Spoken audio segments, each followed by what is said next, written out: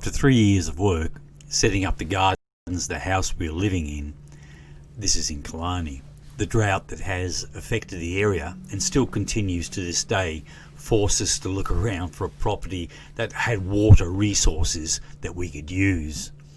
So began the move to dismantle what we could take with us and to set up at the new location. We're very fortunate to find family keen to have us on our land with a lease on the area that we can grow our produce on. The land required everything to start up the gardens though.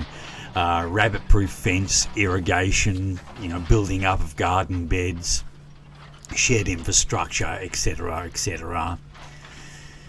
Now, Matthew's Rest Produce, which is the name of the sort of business we operate with, is more than just a fresh produce garden. It's a living memorial to my son Matthew, who died in a car accident 3 years ago while serving in the Australian Army.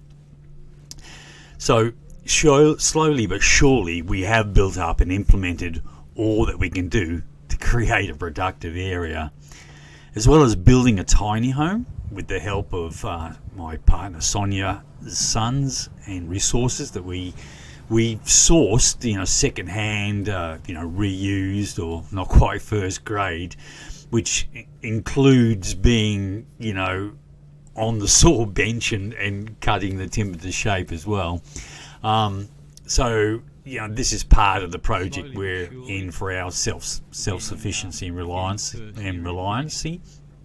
So it's intention to have, as well as our clean local produce, music, camping, hiking and education opportunities, our new operation, our new locations, But what pushes us on is that the need for local food security increases as the natural climate change more obvious, that the anthropogenic CO2 global warming or climate emergency, the climate alarmists keep pushing, even though the models they have been promoting for the past 40 years are not matching the real world scenarios.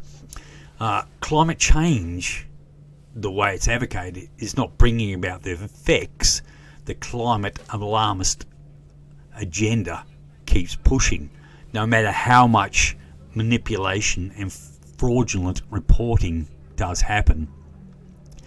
Natural causes such as the grand solar minimum, a shifting magnetic north pole, and the effects these have on the jet stream and other climatic cycles affecting global grow zone conditions are now paramount to a community and an individual's food source, social networks and physical security.